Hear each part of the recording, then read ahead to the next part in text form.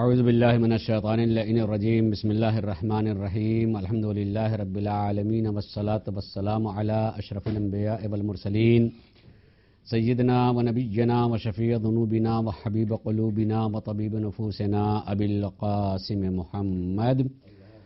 و علی اہل بیتہ الطیبین الطاہرین المعصومین. اما بعد،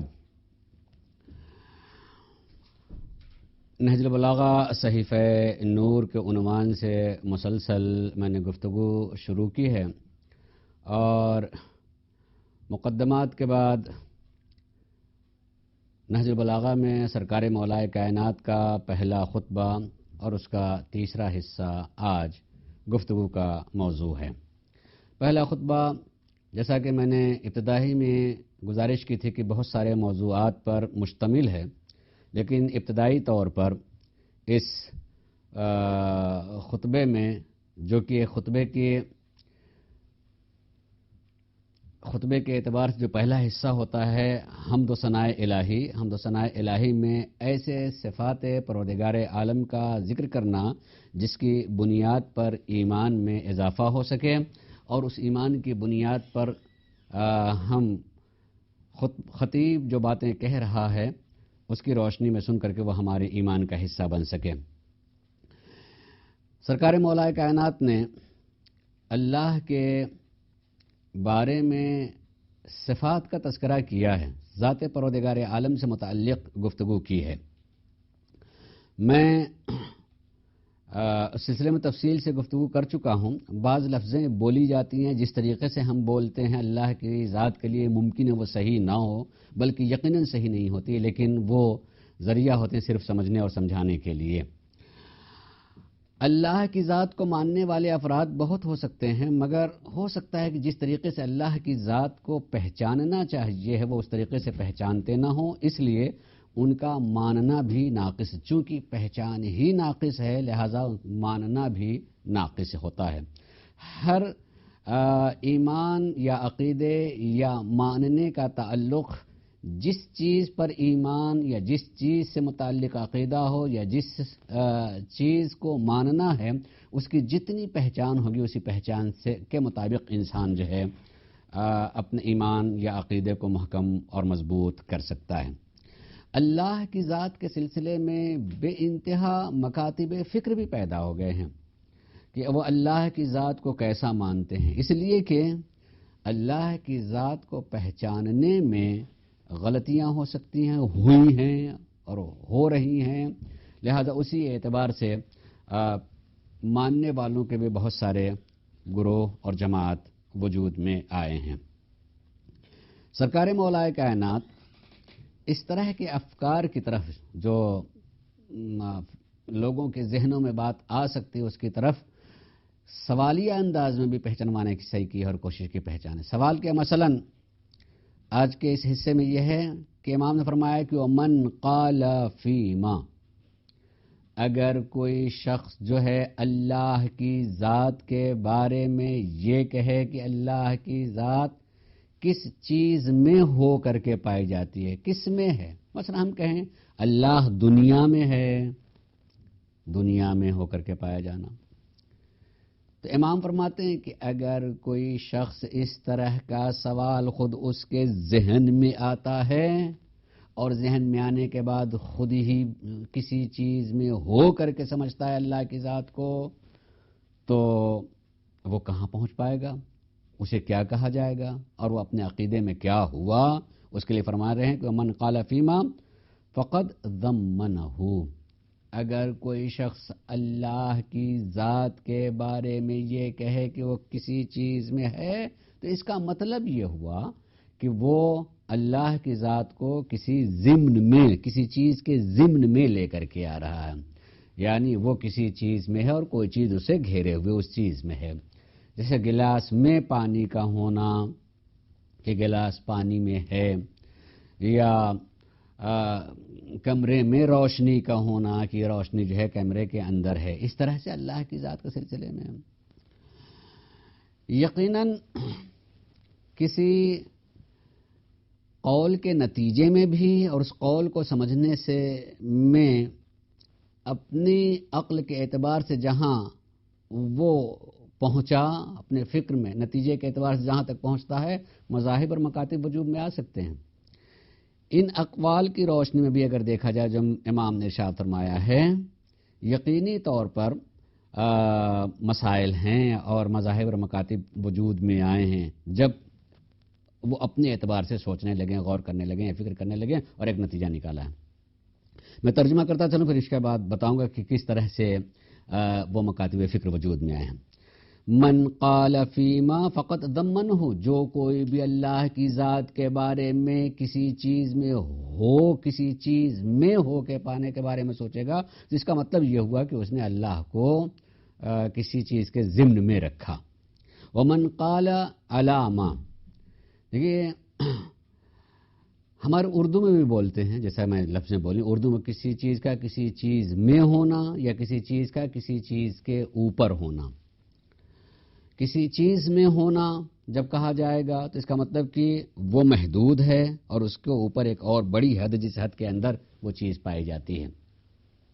اور کسی چیز کے اوپر ہونے کا مطلب یہ ہوا کہ ہم جس چیز کو کسی چیز کے اوپر بتا رہے ہیں اسی چیز کو جو اوپر والی ہے کسی اور جگہ سے خالی سمجھتے ہیں کہ وہاں نہیں، اس پر ہے اس پر نہیں ہے، اس پر ہے اس پر نہیں ہے. مثلاً تو اگر ہم کسی پر کہیں، کسی کے اوپر ہو کے پائے جانے کی گفتگو کریں اور بات کہیں گے تو اس کا مطلب یہ کہ ہم نے اللہ کی ذات کو بھی پھر محدود کر دیا، یا ایک جگہ ہے اور دوسری جگہ نہیں ہے اس اعتبار سے اس کو محدود کیا ہے. تو امام نے فرمایا کہ ومن قال علامہ، کہ اللہ کس چیز پر ہے، تو ایسا سوچنے والا اور ایسا کہنے والا گویا کہ نہ کہی ہوئی زبان میں یہ کہنا چاہتا ہے کہ فقط اخلا من ہو، کہ کوئی چیز ہے جو اس سے خالی بھی ہے، کوئی چیز اس سے خالی ہے، الگ ہے. وَقَائِنٌ لَا عَنْ حَدَثٍ، ایک وجود یہ بھی، لیکن میں اس سلسلے میں ایک عرض کر دوں کہ اس پوری گفتگو میں اس تیسرے حصے میں سرکار مولا کائنات نے 5 اہم ترین نکات کا تذکرہ کیا ہے اور ان 5 چیزوں کی طرف توجہ ہونا چاہیے اور عرفان الہی سے متعلق انسان کو ایک راستہ مل سکتا ہے اس بنیاد پر اللہ کی ذات پر جیسا ایمان رکھنا چاہیے اس سے، اور وہ اس راستے پہ آ سکتا ہے اور واقعی معنی میں اللہ کی ذات پر ایمان اس کا خالص ہو سکتا ہے. 5 چیزوں کے بارے میں سرکار مولا کائنات نے 5 نکات کا تذکرہ کیا ہے. پہلا نقطہ کیا ہے؟ پہلا نقطہ امام بتانا چاہتے ہیں کہ اللہ مکانی اعتبار سے بھی لامحدود ہے، مکانی اعتبار سے لامحدود ہے. یعنی جیسے ہی کسی شخص نے یہ اپنے ذہن میں سوال پیدا کر کے جواب دینا چاہتا ہے یا کسی سے سوال کر کے جواب لینا چاہتا ہے کہ اللہ کس چیز میں ہے، تو اس کا مطلب یہ ہوا کہ آپ اللہ کی ذات کو محدود کرنا چاہتے ہیں کسی مکان میں. اللہ کی ذات مکان میں محدود نہیں ہو سکتی ہے.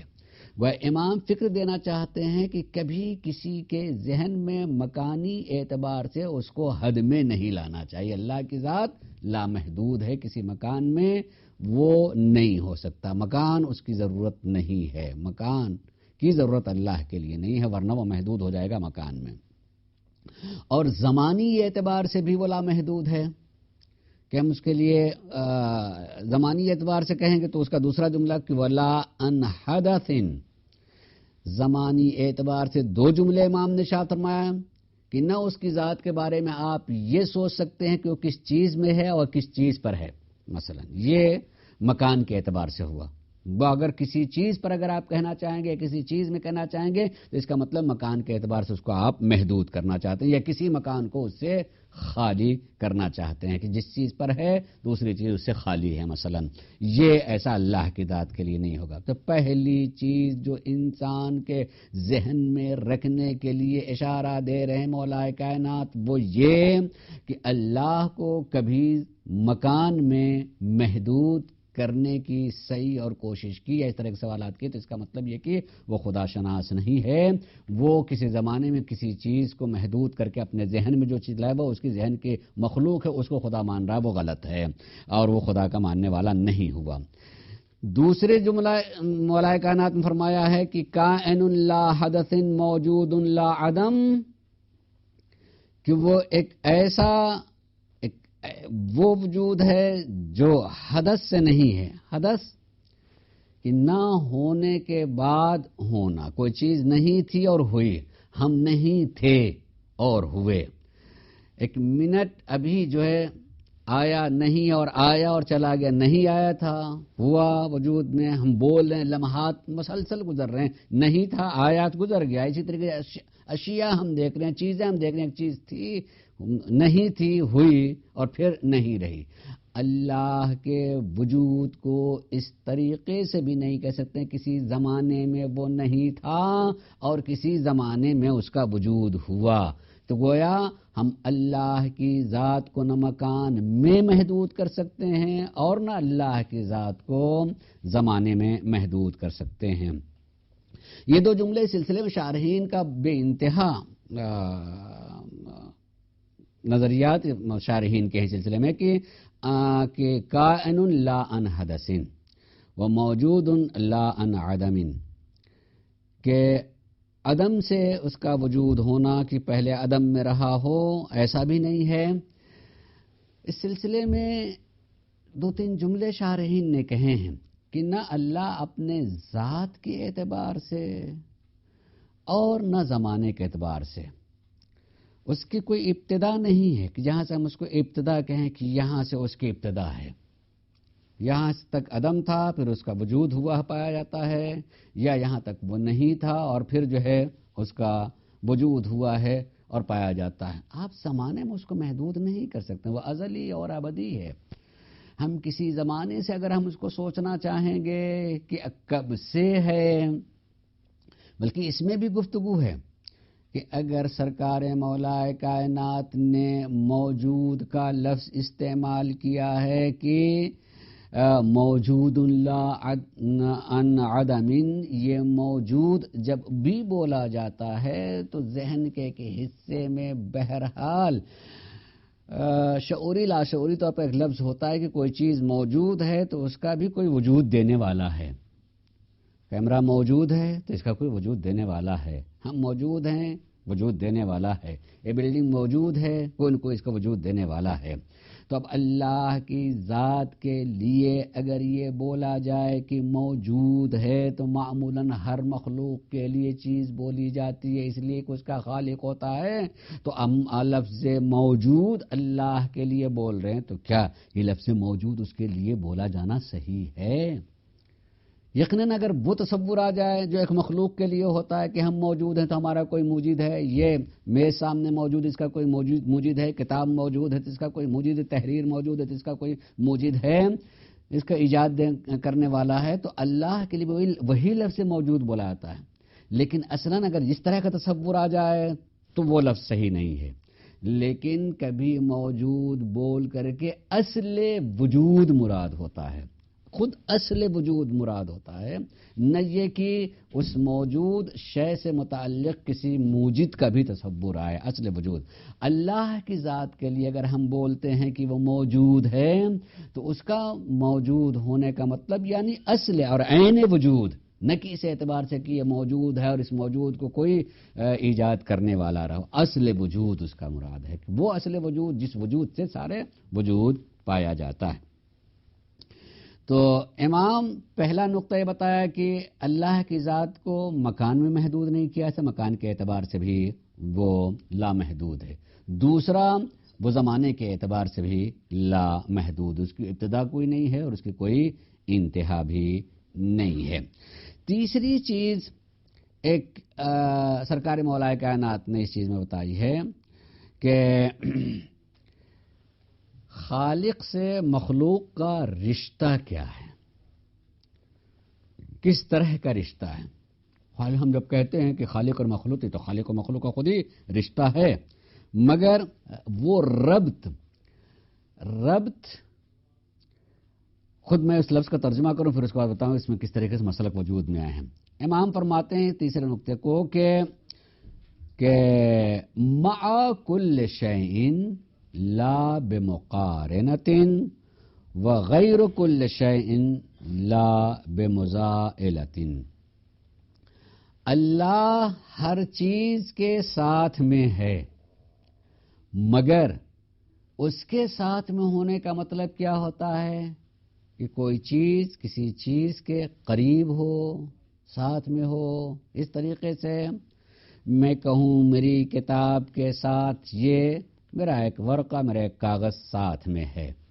تو کیا اللہ کی ذات کے بارے میں کہا جائے، کہیں گے تو اللہ میرے ساتھ میں، اللہ سب چیزوں کے ساتھ، ہر چیز کے ساتھ میں ہے، اور اللہ نے خود بھی کہا ہے کہ ہم ہر چیز کے ساتھ میں، اور انشاءاللہ اس کے آیات بھی پڑھیں گے، ساتھ میں ہے۔ امام بتانا چاہتے ہیں اس ربط کو سب سمجھیں کہ اللہ اگر ساتھ میں ہے تو ساتھ کا تصور آپ کے ذہن میں کیا ہوتا ہے؟ جیسے میرے ساتھ میں میرا لباس ہے، اس طریقے سے یہ ساتھ، میرے ساتھ میں میرا دوست رہتا اس طرح کا ساتھ،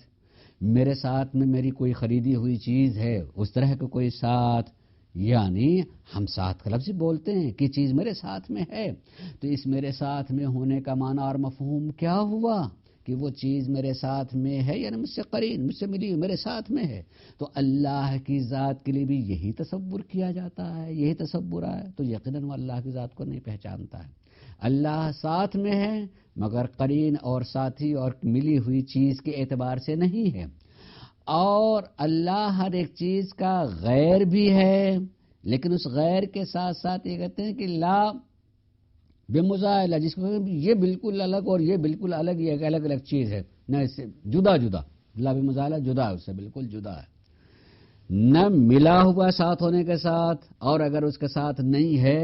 تو اس کا غیر ہونا، جدا ہونا، یہ بھی اس کے معنی میں نہیں ہے۔ اب اس کو کس طریقے سے سمجھا جائے، اور یہاں پر اس کی ضرورت ہے کہ تھوڑی بہت گفتگو کی جائے۔ اس قول کی روشنی میں مذاہب اور مسالک بھی آئیں۔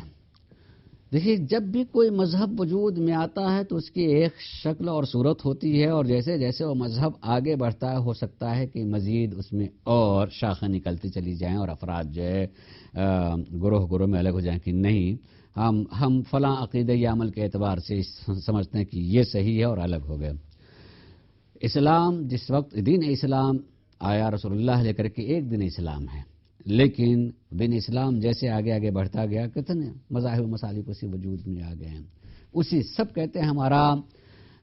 دین جو ہے اسلام ہے، مگر مذہب کے اعتبار سے ہمارا مذہب یہ ہے، ہمارا مذہب یہ ہے، ہمارا مذہب یہ ہے، ہمارا مذہب یہ ہے۔ مذاہب بے انتہا وجود میں آ گئے، الگ الگ جو ہے، دین ایک ہی رہا۔ تو جس وقت آیا تھا دین اسلام وہ ایک ہی تھا، اس کے ساتھ ساتھ وہ کوئی مذہب نہیں تھا، لیکن بعد میں اسی میں اور صورتیں نکلیں۔ میں اس لیے اتنی بات کہہ رہا ہوں کہ ایک مذہب اور مسلک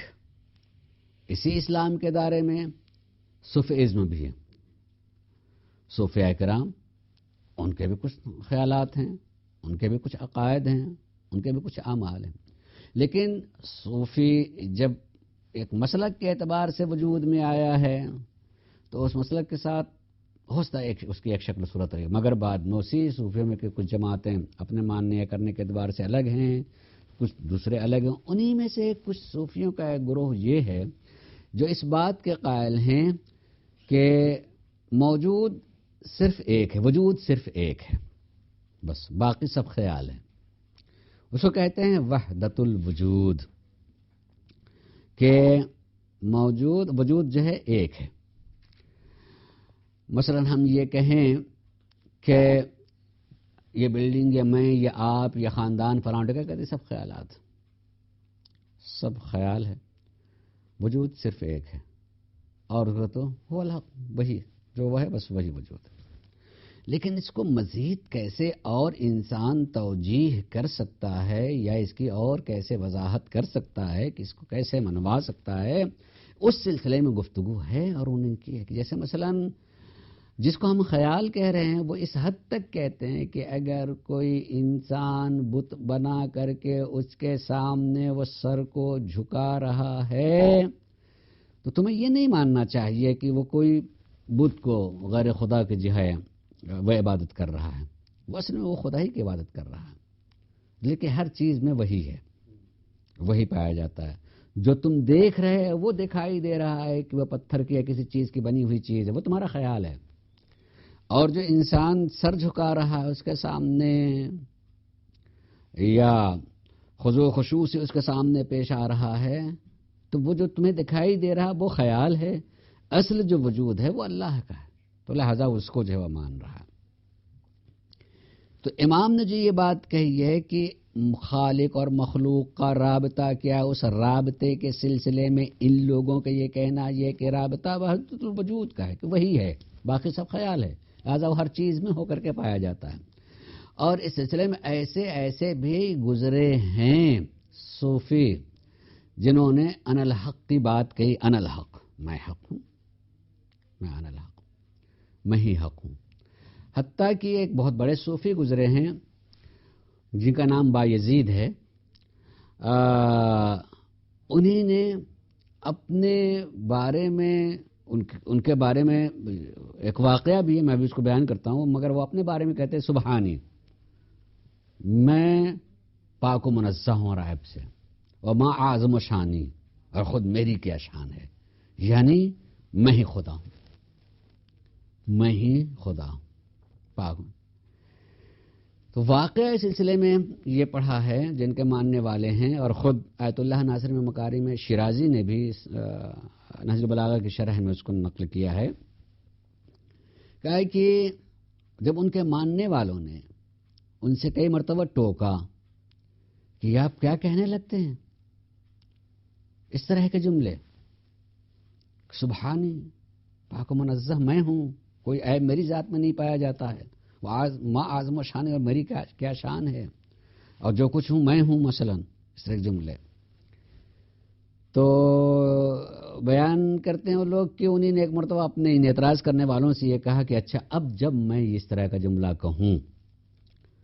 یا تم سنو، تو جس کے ہاتھ میں جو اسلحہ وغیرہ ہو، چھری چاقو لے کر کے میرے اوپر حملہ کر دے، تاکہ میں وہ نہ کہوں۔ پھر ٹھیک وہ لوگ تھے، تو جب وہ لوگ تھے اور پھر ایک مرتبہ ایسے وجد میں آئے تو انہیں نے یہی جملہ، سبحانی ما اعظم و شانی، میں ہی خدا ہوں، میں ہی اللہ۔ تو سب اپنے چھری چاقو لے کر کے بیٹھے تو حملہ کیا، اور جب چاقو ان کے اوپر چلایا تو ان کا تو کچھ نہیں ہوا، اپنا جسم جو ہے زخمی ہوا۔ آیت اللہ ناصر میں مکاری میں شیرازی اچھا یہ نقل کرنے والی یہ کہنے کہ چونکہ اس نظریے کو جو ہے آگے بڑھانا ہے کہ اصل میں جو آپ دیکھ رہے ہوتے ہیں وہ آپ کا خیال ہے، اور حقیقت کل وہی ہے، اور وہی ہر چیز میں پایا جاتا ہے، وہی ہر چیز میں، اس ربط کو بتا رہے ہیں کہ خالق کے مخلوق کا ربط جو ہے اسی طریقے کہ اصل وہ ہے، باقی سارا آپ کا خیال ہے، سب آپ کا خیال ہے، کچھ نہیں ہے۔ تاکہ اپنے جسم کو بھی آپ چاقو چلا کے جو یہ ہوا آپ سمجھ رہے تھے ہم اس کو مار رہے ہیں مثال کے طور کچھ نہ ہونا، اور اپنے جسم پہ بھی جو یہ زخم ہوا، ایک تو بل یہ اشارہ، دوسرے کی چونکہ آپ اس طرف اس کو اس طریقے سے نہیں پہچاننے کہ اپنے اندر ہے، اگر ورنہ آپ اس طریقے سے پہچان لیں کہ میں ہی وہ ہوں وہی میں ہوں ایک، تو یہ بھی نہ ہوتا۔ یہ خیال ہے، جتنا جسم اور ساری چیزیں ہماری خیال، اس رابطے کو کہ وحدت الوجود، یہ جتنی کثرت سے میں اور تو اور یہ جماعت اور یہ وحدت، یہ ساری چیزیں جو ہے سوچی جاتی ہیں اور کہی جاتی ہیں، یہ حقیقت نہیں ہے، وہ خیال ہے۔ اور یہ ربط کو بتانا چاہتے ہیں کہ یہ ربط جو ہے وحدت کا، وہی اکیلا ہے۔ یہ ان صوفیوں کا جو ہے بیان۔ آیت اللہ ناصر میں مکاری میں شیرازی نے اس واقعے کو نقل کرنے کے بعد اس کی رد کیا ہے کہ صرف جو ہے اور صرف منوانے کے لیے بات کہی گئی ہے، نہ عقل اور منطق پر کہیں سے بات اترنے والی نہیں۔ کیسے اس کو ثابت کیا جا سکتا ہے؟ انسان کو جذباتی اعتبار سے کسی چیز کو منوا لینا ایک الگ چیز ہے، مگر عقلی اور منطقی اعتبار سے اس کو منوانا کہ اس کے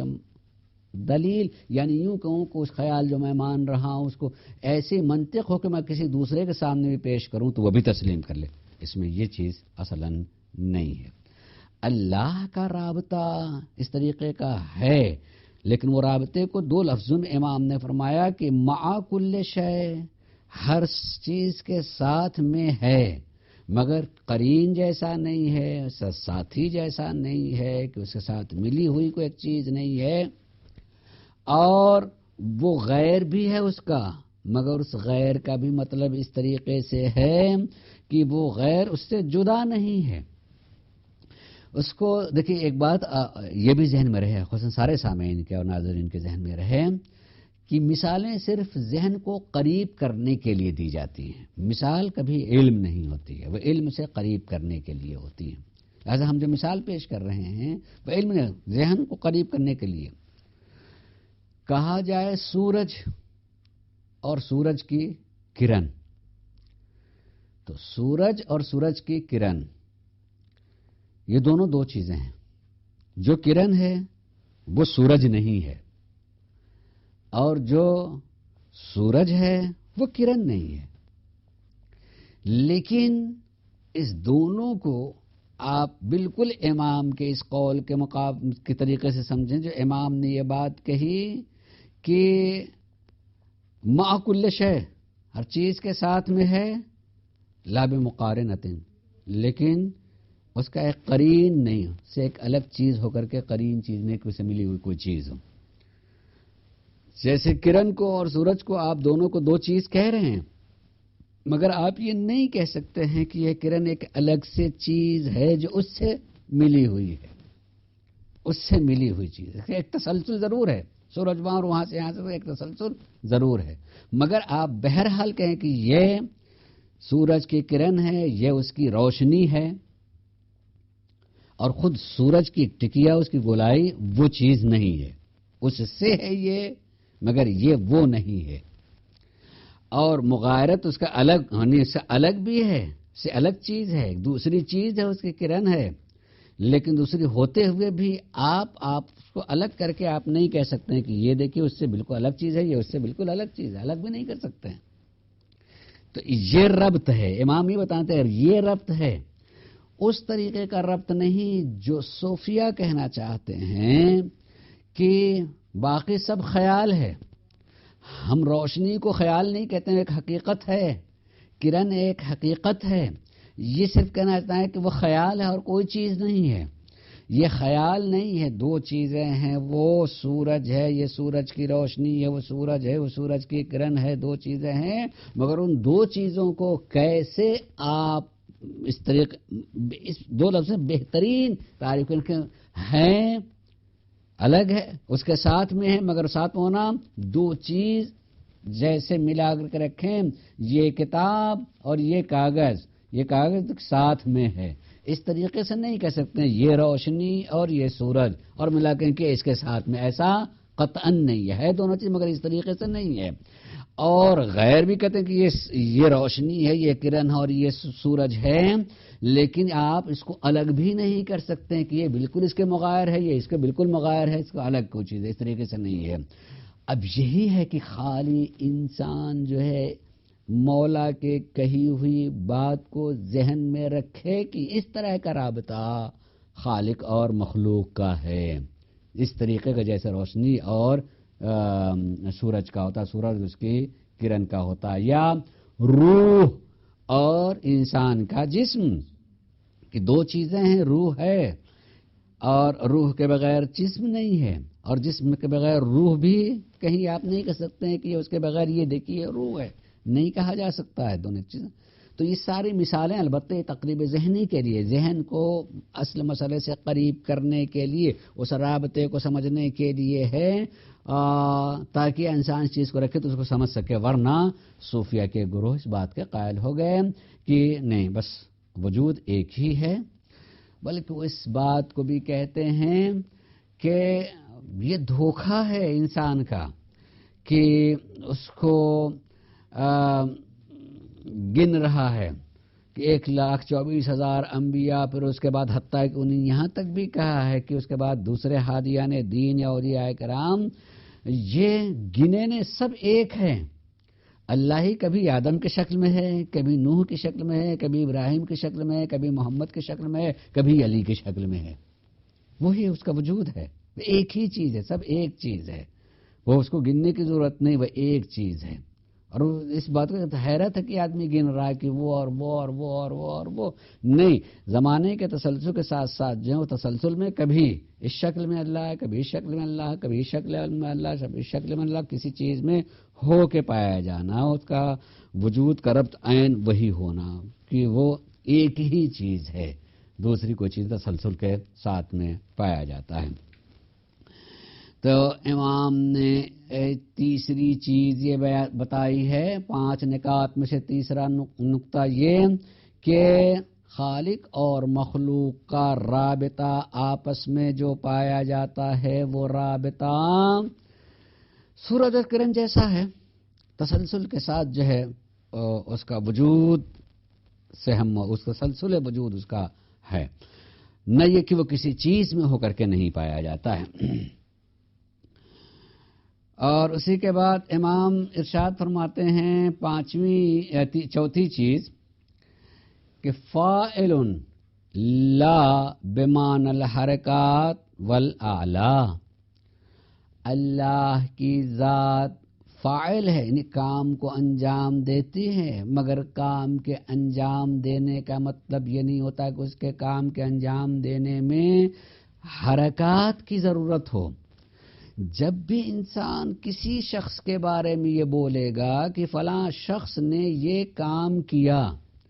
فوراً اس کے ذہن میں ایک تصویر ہوگی اس کام کی مناسبت سے کہ مثلا ہم کہیں کہ فلاں شخص نے گھر کی صفائی کی، تو اس کے ذہن میں بات آئے گی کہ وہ کھڑا ہوا، اس کے ہاتھ میں جو ہے کوئی آلہ ہے جس کی بنیاد پر اس نے دیوار کی یا زمین کی صفائی کی ہے. حرکات بھی، آلات اور اوزار بھی اس کے ذہن میں، فلاں شخص نے جو ہے فلاں چیز کو بنایا ہے، تو اگر اس بنانے کے سلسلے میں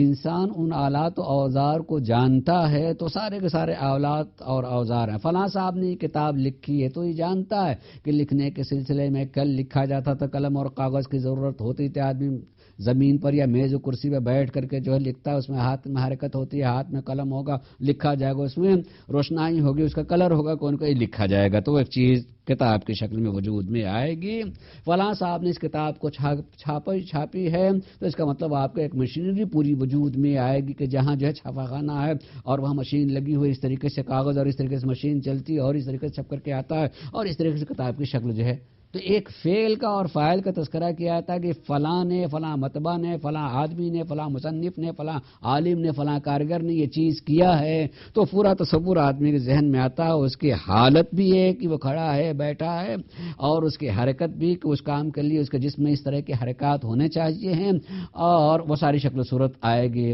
کہ اس کے حرکات بھی اور آلات و اوزار بھی.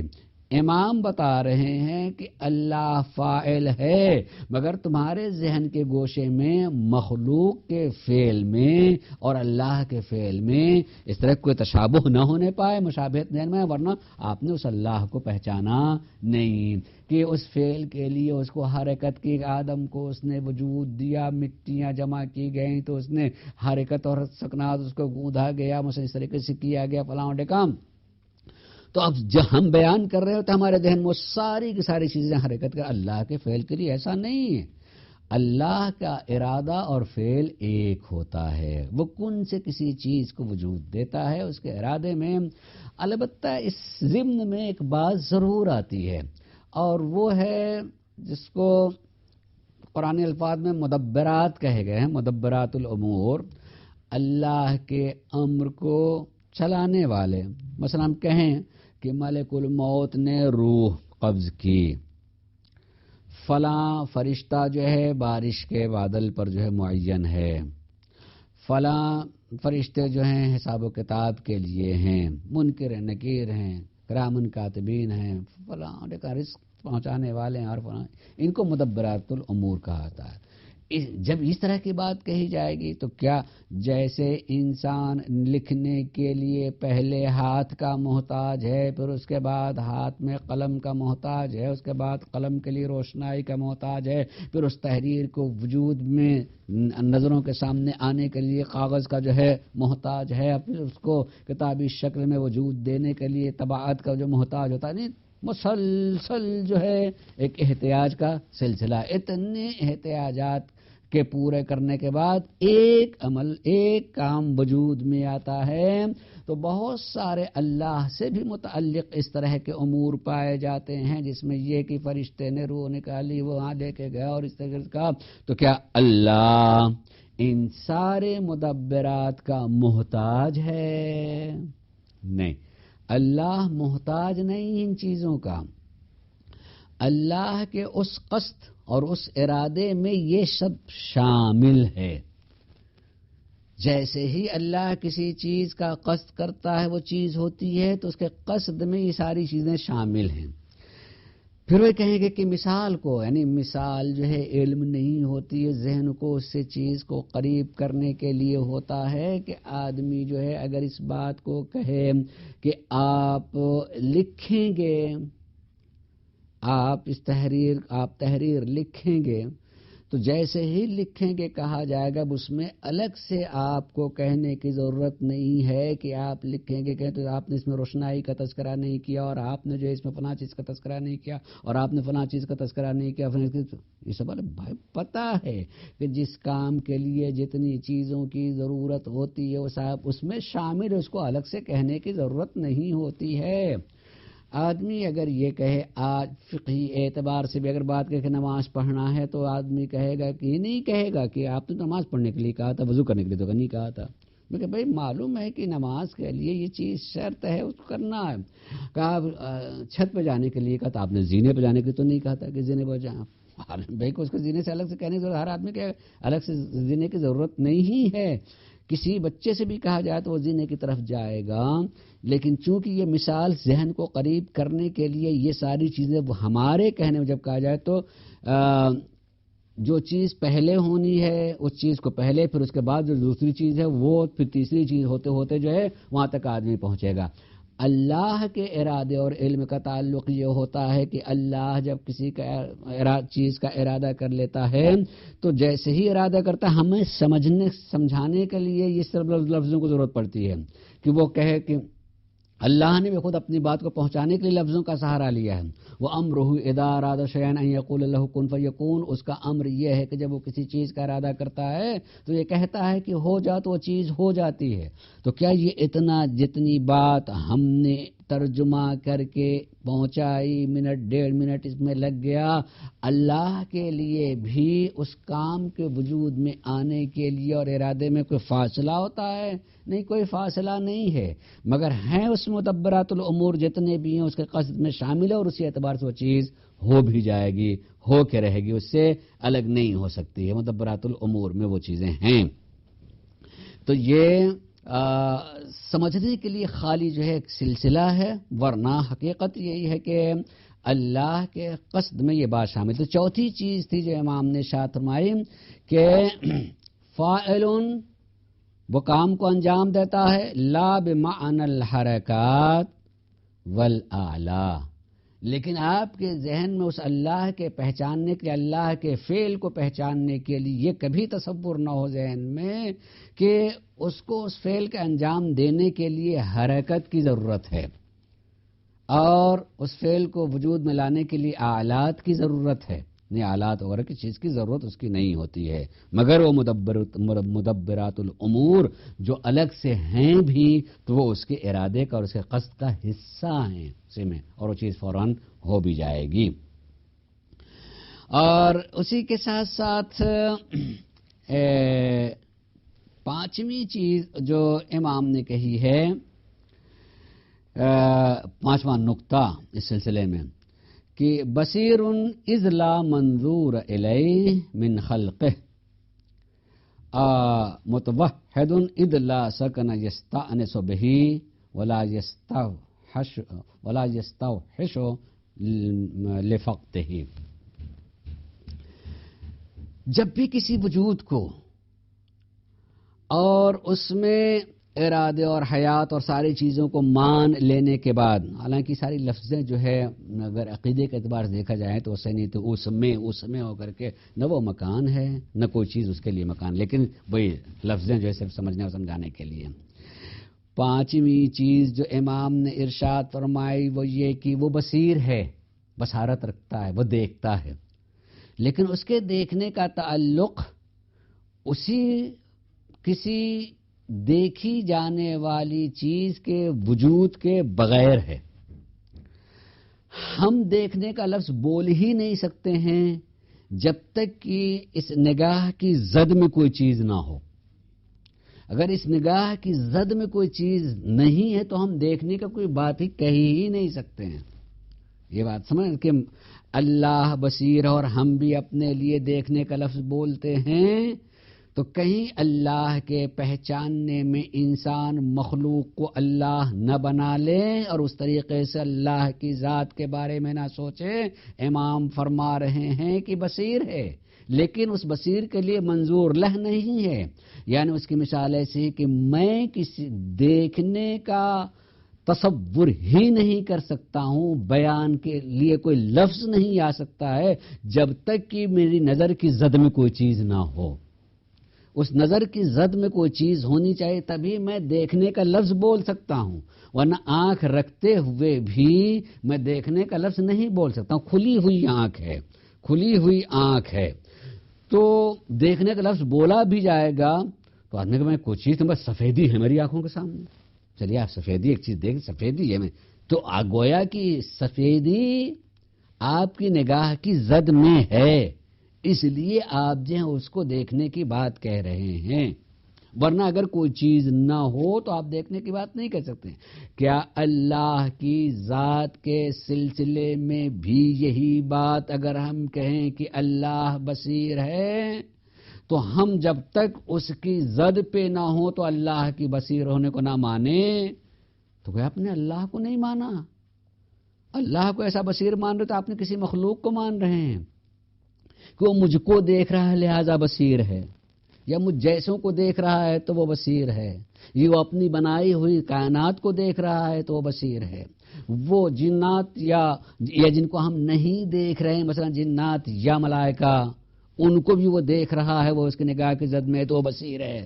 اگر اس کے بصیر ہونے کا مطلب یہ ہو کہ کوئی چیز نگاہ کی زد پہ آ جائے تبھی اس کو بصیر کہا، تو اگر ایسا اس کو بصیر مان رہے ہیں تو عرفان الہی نہیں ہے. آپ اللہ کو نہیں مان رہے ہیں، آپ اللہ کو نہیں پہچان رہے ہیں. تو امام فرما رہے ہیں کہ وہ بصیر اذ لا منظور لہ، دیکھو کبھی تصور نہ ہونے پائے اس کے بصیر ہونے کے سلسلے میں کہ نظر کی زد میں کوئی چیز آنے والی ہو، اس بنیاد پر اسے بصیر کہا جاتا ہے، چاہے وہ ہماری زد پہ نہ آئے. کروڑوں ذرات جو ہے اس یہی پر ہم اتنی اگر فضا کو جو ہے یوں کر لیں تو اس میں بھی کروڑوں ذرات ہیں جو میری نگاہ کی زد میں نہیں آ رہے ہیں. اگر ابھی خرد بھی لگا دیا جائے تو میری نگاہ کی زد میں آ جائیں گے کہ یہاں پہ کتنے جو ہیں اس میں ذرات پائے جاتے ہیں، مگر وہ دیکھ رہا ہے جس طریقے سے وہ دیکھ رہا ہے مثلا، لہذا اس بنیاد پر اس کو کہیں کہ وہ بصیر ہے. نے امام کہتے ہیں نہیں، ایسا نہیں ہے. اس کی بصارت کا جو بصیر کہا جاتا ہے اس کی بصارت کا مطلب ہے اس کے علم سے الگ نہیں ہے، وہ اس کے لیے معلوم ہے، وہ ساری چیز اس کے لیے معلوم ہے کہ وہ اس کے احاطہ علمی قدرت رکھتا ہے اس کے جاننے کے سلسلے میں.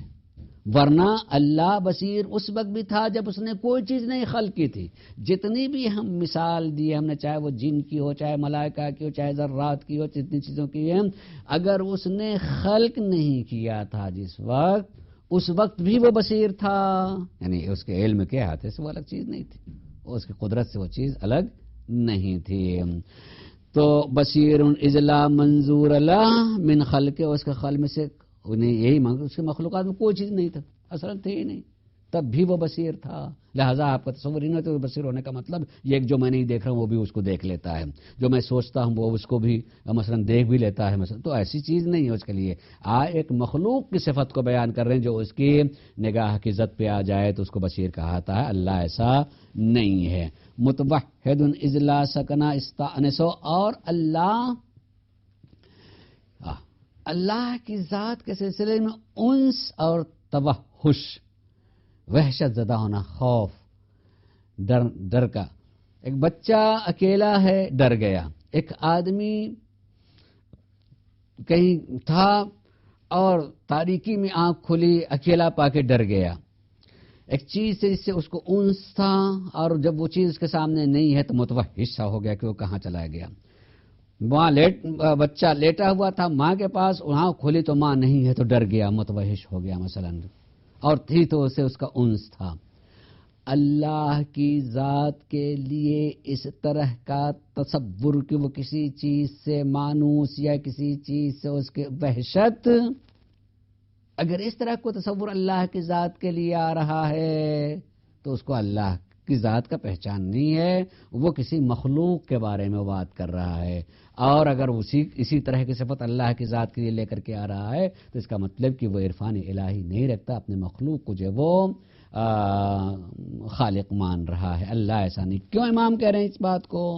امام اس لیے اس بات کو کہہ رہے ہیں کہ اللہ نے جب کسی چیز کو نہیں خلق کیا تھا تب بھی وہ ذات لامحدود تھی، اس کو تو نہیں کہہ سکتے نہیں تھی، نہ کوئی انس کے لیے تھا نہ کوئی چیز کے وحشت کے لیے۔ اور یہ ساری صفات جو ایک مخلوق کے لیے ہوتی ہیں، خود خالق کے لیے جو لامحدود ہو اس کے لیے یہ صفات نہیں ہیں۔ تو 5 نکات اس تیسرے حصے میں خطبے کے امام نے ارشاد فرمایا کہ اللہ کی ذات کو مکان میں محدود نہیں کیا جا سکتا ہے، کہ اللہ کس میں ہے، کس میں ہو کے پایا جاتا؟ دنیا میں ہے، اللہ دنیا میں ہو کے پایا جاتا ہے۔ آپ نے اگر ایسا کہا تو ذات پروردگار عالم کو نہیں پہچانا، محدود کر دیا ہے آپ نے۔ مکانی اعتبار سے وہ محدود نہیں ہے اور زمانی اعتبار سے بھی وہ محدود نہیں ہے، وہ موجود تھا لیکن اس کا وجود حدث سے نہیں ہے، اس کا وجود حدثی نہیں ہے، یعنی ایک چیز نہیں ہوتی ہے اور نہ ہونے سے ہوتی ہے۔ اللہ کا وجود اس طریقے سے نہیں ہے کہ آپ کہیں سے اس کی ابتدا کریں کہ یہاں سے وہ اس کی ابتدا ہے، یہاں سے وہ ہے۔ جب سے کہا جائے کہ فلاں سے ہے تو آپ نے اس کی ابتدا کر دی، شروع کر دیا، اس سے پہلے جو ہے کوئی چیز اس کا وجود نہیں پایا جاتا ہے۔ آپ اللہ کی ذات کو زمانے میں بھی قید نہیں کر سکتے ہیں، نہ اللہ کی ذات محدود ہے زمانے میں، نہ اللہ کی ذات محدود ہے مکان میں۔ اور تیسری چیز امام نے اس سلسلے میں ارشاد فرمائی تھی رابطے کا، کہ اللہ کا رابطہ مخلوق سے کس طرح کا ہے؟ وہ اللہ کا رابطہ مخلوق سے بے انتہا مذاہب و مسالک کے سلسلے میں وجود میں آ گئے ہیں، اور انہی نے پورا مسلک جو ہے وجود دے دیا ہے۔ اس میں سے خاص طور سے وہ مذاہب مسالک جو روحانی کہے جاتے ہیں، عام طور سے روحانی نے صوفیزم کے کہ اللہ ہر چیز میں اللہ ہے، وحدت الوجود اور کثرت الوجود ایک مسئلہ رہا کہ آیا موجود جتنی وقت اس میں کثرت پائی جاتی ہے یا یہ کہ جتنی کثرت سے موجود ہیں وہ ساری کی ساری جو ہے ہماری نگاہ کا دھوکہ ہے اور باقی وہی ہے۔ دلچسپی کی چیز وہی تھی جس کو ایک مرتبہ پھر تکرار کر رہا ہوں کہ صوفیزم میں جو ہے آنے کے بعد ایک گروہ اور جماعت نے جو ہے اس کو طے ہی کر لیا ہے کہ نہیں، صرف وجود ایک ہی ہے اور آپ کو ٹوکنے کا کہیں سے حق نہیں ہوتا ہے کسی مذہب اور مسلک کا۔ میں اس کی تھوڑی سی وضاحت کرتے ہوئے کہنا چاہوں گا کہ اور واقعاً اس چیز کو ملتا ہے کہ آپ اس گروہ سے پانے والے جتنے بھی صوفیزم میں بڑے اولیاء کے نام آج کل لیے جاتے ہیں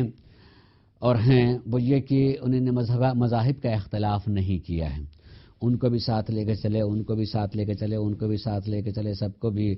بت پرست بھی ہیں اور نمازی بھی ہیں اور فلاں بھی ہیں، سب کو ایک ساتھ لے کر کے چلے، اس لیے کہ ان کا خیال یہی کہتا ہے آپ جتنا بھی خیال کر رہے ہیں وہ سب آپ کا خیال، جو آپ دیکھ رہے ہیں سوچ رہے ہیں وہ اصل میں آپ کا خیال ہے۔ اور صاف صاف لفظوں میں یہ بات کہہ دی کہ وہ بت کے سامنے سر جھکانے والا بت کو نہیں سر جھکا رہا، وہ بت جو ہے آپ کا خیال ہے، اس میں اصل میں اللہ ہے، وہ جو ہے اصل میں اللہ کی جو ہے عبادت کر رہا، بت آپ کا خیال ہے۔ جو انسان دریا یا پہاڑ یا سورج یا فلاں چیز سب وجود جو ہے ایک وجود ہے، باقی سب خیال ہے، باقی آپ کا تصور ہے، باقی جو آپ دیکھ رہے ہیں اشارہ کر رہے ہیں کہ یہ سورج ہے یا یہ بت ہے یا فلاں یہ چیز ہے یا فلاں یہ چیز ہے، یہ ساری کے سارے آپ کا خیال ہے۔ آپ خیالات میں آ کے جھگڑ رہے ہیں، لڑ رہے ہیں۔ میں اس نام سے مسجد میں جا کر عبادت کر رہا ہوں، وہ مندر میں جا کے عبادت کر رہا ہے، وہ دریا کنارے جا کے عبادت کر رہا ہے، وہ آسمان کی طرف سر اٹھا کر کے جو ہے سورج کر رہا ہے، وہ سب اشارہ کرنے کے لیے تصورات ہیں، خیالات ہیں، حقیقت میں اصل میں وجود اسی کا ہے، وہ کہا، اور اس کے لیے جو میں نے آخر میں ذکر کیا، حتیٰ کہ یہاں تک بھی بات کہہ دی کہ آپ انبیاء کو اور اولیاء کو بھی جو گنتیوں میں گن رہے ہیں، یہ بھی آپ کا تصور ہے، وہ سب تسلسل ہے اللہ کا، کبھی وہ آدم کے شکل میں ہے، کبھی خاتم کے شکل میں ہے، کبھی عیسیٰ کے شکل میں ہے، کبھی ابراہیم کے شکل میں ہے، کبھی علی کے شکل میں، کبھی فلاں کے شکل میں، فلاں کسی ولی کے شکل میں ہے، حتیٰ کہ جیسے آخر میں وہ صوفی عظیم جسے با یزید کہا جاتا ہے، بہت بڑے صوفی گزرے ہیں، انہیں نے اپنے کو بھی کہا تسلسل میں کہ ہمیں، تو یہ وحدت الوجود کے قائل ہو گیا۔ اب اس میں فقہی مسائل میں آ کر کے بھی آئے، میں چاہتا ہوں کہ اس کو ایک تھوڑا سا تذکرہ کر دوں۔ بہت بڑے بزرگ ہمارے ہیں، عالم دین گزرے ہیں، محقق یزدی۔ محقق یزدی نے ایک جو عروہ کتاب ہے، اس میں سارے مسائل درج ہیں، اس میں آج بھی اگر کوئی مجتہد ہوتا ہے تو اپنے مسائل کے بارے میں غور و فکر کرتا ہے تو وہ عروہ سامنے ہوتی ہے، اور اسی پر جو ہے اپنے نظریات کو، اگر کہیں اختلاف ہوا تو اس کے دلیل کے ساتھ جو ہے وہ نظریے کو ثبت کرتا ہے۔ اس پر آپ کی عبارت ہے نجاسات کے سلسلے میں، یہ چیز ہے نجاسات کا کہ کون لوگ نجس ہو سکتے ہیں، نجاسات میں کافر کی نجاست کے سلسلے میں، تو وہ عبارت ہے لا اشکال فی نجاست الغلاة والخوارج والنواسب اما المجسمہ والمجبرہ والقائلین بوحدت الوجود، جو ہماری گفتگو سے متعلق ہیں۔ کہتے ہیں کہ اس میں کوئی شک و شبہ نہیں ہے، عبارت کا لا اشکال، اس میں کوئی شک و شبہ نہیں ہے، فی نجاست الغلاة، غالیوں کے نجس ہونے میں، جو غالی ہیں وہ نجس ہیں۔ غلاة کی آیت اللہ ناصر مکارم شیرازی نے غلاة کی تعریف لکھی، غلاة کسے کہیں گے، لکھتے ہیں کہ غلاة وہ لوگ ہیں جو ائمہ علیہ الصلوۃ والسلام کے بارے میں، خصوصاً حضرت علی کے بارے میں غلو کرتے ہوئے اس کو خدا جانتے ہیں، یا الگ سے خدا نہیں کہتے ہیں تو خدا کے ساتھ مانتے ہیں۔ متحد یعنی ساتھ ماننا کہ خدا اسی میں ہے یا یہ خدا میں ہے، یہ ساتھ ہونے کا خدا اسی میں ہے۔ اور حقیقت یہ ہے کہ جہاں سے غالیوں کا، اور حتیٰ کہ جہاں سے نصیریوں کا وجود پایا جاتا ہے، یہ تو 10ویں امام حضرت امام علی النقی علیہ السلام کے زمانے میں نصیر نام کا ایک شخص پیدا ہوا تھا، اور اسی نے جو ہے یہ اظہار کیا تھا، اور اظہار کرتے ہوئے یہ بات کہی تھی 10ویں امام کے سلسلے میں کہ علی النقی یا تو یہ خود جو ہیں خدا ہیں، یہی خدا ہیں، اور اگر یہ خود خدا نہیں ہیں تو خدا ان کے وجود میں ہو کے پایا جاتا ہے۔ اور اس نے اپنے ماننے والوں میں یہ اعلان کیا تھا کہ وہ خدا ہیں اور میں ان کی طرف سے بھیجا ہوا نبی ہوں، اپنے کو نبی کہا تھا کہ وہ ان کی طرف سے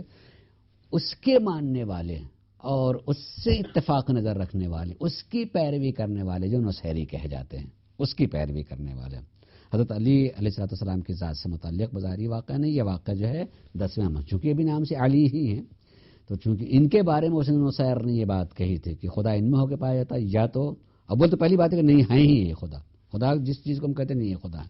ذرا سا نیچے اترا تو اتنی بات کہے کہ اور اگر نہیں ہے یہ تو خدا ہے کوئی چیز جو ہماری نگاہ میں نہیں آ سکتا ہے، ہم نہیں دے سکتے ہیں، تو وہ خدا انہی میں ہو کے پایا جاتا ہے، اور ان کی طرف سے میں اپنے قوم کی ہدایت کے لیے نبی میں بھیجا گیا ہوں۔ تو اس کے فالوورز ہو گئے تھے، ان فالوورز کو جو نصیری کہا جاتا تھا۔ تو غالی کی تعریف آغا ناصر مکارم شیرازی سے متعلق یہ ہوئی کہ جو لوگ حضرت علی کو یا تو خدا مان لیتے ہیں، یا ان میں خدا کے ہونے کو یا اتحاد ذات مان لیتے ہیں کہ اللہ کہیں یا علی کہیں، بات مثلاً ایک ہی ہے، اس طرح کی چیز کہیں، تو یہ غالی۔ تو فرماتا لا اشکال فی نجاست الغلاة، غالیوں کے نجس ہونے میں قطعاً کوئی اشکال نہیں ہے، وہ نجس ہیں۔ نجس ہیں کا مطلب کہ اگر جسم جو ہے گیلا ہو گیا اور کسی پاک چیز کو جو وہ چھو دیتے ہیں تو وہ پاک چیز جو ہے نجس ہو جائے گی۔ جیسے ایک کافر ہوتا ہے، ایک کافر کا پسینہ ہے، اگر کہیں بیٹھ کا پسینہ لگ گیا تو چیز نجس ہو جاتی ہے، ویسے ہی جو ہے غلاة کے بارے میں کہا کہ غلاة جو ہے نجس ہیں۔ والخوارج، ایک تو علی سے اتنا قریب ہونے والے اس طریقے سے وہ غالی ہو گئے، اور علی سے دور ہونے والے کہ وہ کچھ بھی نہیں ہے، مثلا نعوذ باللہ ثم استغفر اللہ، ان کا حق ہی نہیں اس چیز کرنے کا، برا بھلا کہہ رہے ہیں، وہ خوارج جو ان کو چھوڑ کر کے الگ ہو گئے، وہ بھی نجس ہیں، جیسے یہ نجس ہیں ویسے ہی یہ بھی نجس ہیں۔ والنواسب، خوارج سے الگ ہٹ کر کے ناسبی ہیں۔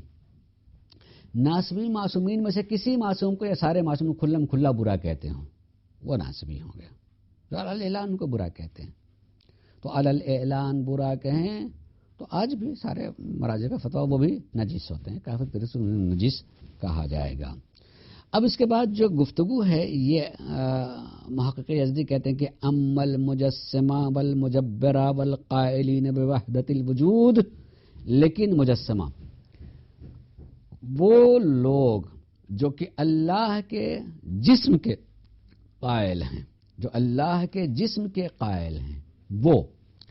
اور مجبرہ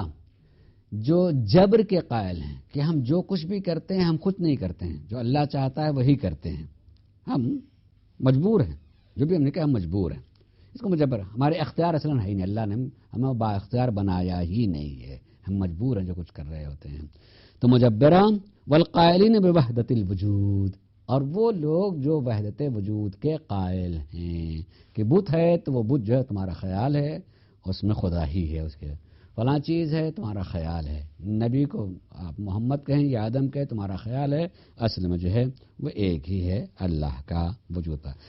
ان تینوں کے بارے میں کہتے ہیں کہ اذا التزموا باحکام الاسلام فالاقوى عدم نجاست، اگر یہ لوگ اسلام کے احکام کو فالو کر رہے ہوں، جو اسلام نے حکم دیا، مانتے تو ہیں کہ اللہ جسم والا ہے، کہہ رہے ہیں یا ہم مجبور ہیں، لیکن جو حکم دیا ہے احکام موجود ہیں، اگر اس کی جو ہے اس کو یہ کہتے ہیں کہ یہ کرنا چاہیے، ماننے والے بھی ہو سکتا ہے کسی وجہ سے نہ کریں، مجبوری کو، اگر اس کو مانتے ہیں کہ یہ سب صحیح ہے تو وہ نجس نہیں ہے، تب وہ نجس نہیں ہے۔ لیکن اگر اس کو بھی نہ مانتے ہوں، یعنی سب احکام و کام بھلا کے جائیں، ہم مجبور ہیں جو کچھ بھی کریں وہ بس ہم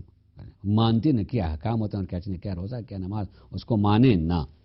تو نہ ماننے کی صورت میں جو ہے حقیقت میں یہ لوگ بھی نجس قرار دیے جائیں گے۔ البتہ یہ چیز اور بھی ہے، یہ ضرورت ہے اس چیز کو جاننے کے لیے، اس میں بھی علامہ ناصر مکارم شیرازی نے ایک بات کی طرف توجہ دلائی ہے، توجہ ہے اس طرف کہ کہاں سے جو ہے شک پیدا ہوتا ہے، وہ اس طرح سے بڑا اچھا رخ ہے، کہاں سے شک پیدا ہونے لگتا ہے وحدت الوجود کے سلسلے میں، خاص طور سے کہ ایک ہی ہے۔ اگر قرآن کی آیات کو تو مسلسل کئی آیات ہیں، مثلا پہلی آیت ہے کہ نحن اقرب الیہ من حبل الورید، انسان کی شہرک سے بھی میں قریب ہوں، تو ہم اپنے ساتھ کو الگ کیسا کریں، ہم مجھ کو تم دیکھ رہے ہو، میں خیال ہوں، اصل میں وہی ہے جو ہم سے قریب، ایک ہی ہے۔ دوسرے کہا کہ هو معکم اینما کنتم، اللہ قرآن کی آیت ہے، یہ سورہ حدید کی آیت نمبر 4 ہے، اور پہلی آیت جو ہے سورہ قاف کی تھی، آیت نمبر 16، هو معکم اینما کنتم، جہاں بھی تم ہو وہ تمہارے ساتھ میں ہے، قرآن کی آیت ہے۔ تیسرے کہ ما یکن من نجوا ثلاثۃ الا هو رابعهم، اگر تین آدمی مل کر کے آپس میں گفتگو بھی کر رہے ہیں اور بہت آہستہ، تو چوتھا وہ ہوتا ہے اللہ کے ذات، یعنی ہم کہیں اس کے بغیر نہیں ہیں۔ یا اللہ نور السماوات والارض، جو کچھ بھی دیکھ رہا ہے، دیکھنے والی چیز نور ہی ہوتی ہے اور روشنی ہوتی ہے، اور اللہ ہی زمین و آسمان کا نور ہے، قرآن نے کہا ہے، لہذا کہا کہ وہی ایک ہے۔ یہ ساری آیات کو لکھنے کے بعد آیت اللہ ناصر مکارم شیرازی یہ کہتے ہیں کہ پھر مولائے کائنات کے ان اقوال کو جو ہے، اس لفظوں کو دہرائیں تو ان ساری آیات کی تفسیر ہوتی ہے۔ یہی تو کہا ہے میرے مولا نے کہ وہ تمہارے ساتھ میں ہے، مگر ایسے ساتھ میں نہیں ہے جیسے کوئی چیز کسی چیز کے ساتھ میں رکھی جائے، کہ تم کہو کہ یہ چیز اس کے ساتھ میں ہے، اچھا اس طریقے سے نہیں ہے۔ اور وہ تمہارے غیر بھی ہے، مگر اس کے غیر ہونے کا مطلب یہ نہیں کہ آپ جو ہیں رخ موڑ کر کے کہیں کہ یہ یہاں یہ پورب اور یہ پچھم، مثلا اس طریقے سے الگ الگ طریقے سے بھی نہیں ہے، اور اس کے لیے خالی آیت اللہ ناصر مکارم شیرازی نے مثال کو جو ہے سامنے رکھی ہے کہ مثال کوئی علم نہیں ہوتا ہے، ایک ذریعہ ہوتا ہے ذہن کو قریب کرنے کے لیے، کہ جیسے سورج اور اس کی کرن، جیسے جسم اور اس روح کی کرن بہرحال الگ ہے، سورج کی ٹکیا ہے وہ الگ ہے اور اس کی کرن الگ ہے، مگر اس کے الگ ہونے کا مطلب یہ نہیں ساتھ میں ہے، مگر اس طریقے سے ساتھ میں نہیں ہے کہ کوئی چیز ملا کر کہیں کہ یہ الگ تھی اس کو ملا کر کے اس کے ساتھ میں نہیں، الگ تھی ملا کر کے کہیں کہ ساتھ میں، ایسا بھی نہیں ہے۔ اور ایسا بھی نہیں ہے کہ آپ اس کو الگ کر کے بتائیں کہ آپ جو ہے یہ دیکھیے یہ چیز ہے اور یہ دیکھیے یہ چیز ہے، اس سے الگ کر کے نہیں، مربوط ہے، ایک دوسرے سے مربوط ہے۔ اسے اللہ کے ذات کو اگر جتنی چیز کو آپ کہیں گے کہ ہو معکم یا اللہ نور السماوات والارض یا نحن اقرب الیہ من حبل الورید، تو اس ساری چیزوں میں وہ تصور نہ آنے پائے کہ قریب ہونے کا ایسا نہیں کہ آپ اشارہ کر سکیں کہ یہ ہے اور یہ ہے، مگر حقیقت دونوں کی بہرحال الگ الگ ہے۔ اللہ کی حقیقت الگ ہے، ہمارے وجود کی ایک الگ حقیقت ہے۔ میں کہیں پڑھ رہا تھا تو کسی صوفی نے یہی بات کہی کہ تمہارا خیال ہے، باقی تمہارا خیال ہے، تم مجھے دیکھ رہے ہو، میری طرف اشارہ کر رہے ہو، یہ خیال ہے، میں تمہیں دیکھ رہا ہوں، یہ خیال ہے۔ وجود اصل میں جو کچھ ہے وجود اسی کا وجود ہے۔ تو اس آدمی کو نہیں سمجھ میں آ رہا تھا، تو انہوں نے پتھر اٹھا کر کے اس کو دے مارا بہت تیز سے، وہ چیخ پڑے۔ کیوں چیخ پڑے؟ آپ کو تو نہیں دیا، اگر آپ چیخ پڑے تو یہ آپ کا خیال ہے، آپ کا جو ہے جب کوئی چیز ہے ہی نہیں وجود میں تو درد کہاں سے وجود میں آ گیا آپ کا؟ یہ بھی آپ کا خیال ہونا چاہیے۔ اور اگر چیخ رہے ہیں آپ تو اس کا مطلب کہ درد بھی ایک حقیقت ہے، چاہے آپ اس کے توجہ نہ کرتے، ایک حقیقت ہے۔ تو اس طریقے سے بھی کبھی آدمی کو ہو سکتا ہے کہ دلیل نہ سمجھ میں آئے تو دلیل سے نہ سمجھ میں آ کر کے آدمی کو اس طریقے سے بھی سمجھایا سکتا، حقائق ہیں، وجود کثرت کے ساتھ ساتھ میں ہے، مگر اس ساری کثرت کا پلٹ کر کے اسی وحدت کے بارگاہ میں جانا ہے۔ انا للہ، یعنی اس واحد سے ساری چیزیں ہیں اور ساری چیزیں پلٹ کے اسی واحد کی طرف جائیں گی۔ ایسا نہیں ہے کہ سب ایک ہی ہے، کہ کہیں کہ یہی اللہ، آپ اللہ کہیں یا انسان کہیں، جانور کہیں یا اللہ کہیں، اس لیے اس میں تو ہے کہ سب وہی جو آپ دیکھ رہے ہیں وہی ہے، تو آپ اس طریقے کا عقیدہ نہیں رکھ سکتے ہیں۔ وآخر دعوانا الحمدللہ رب العالمین۔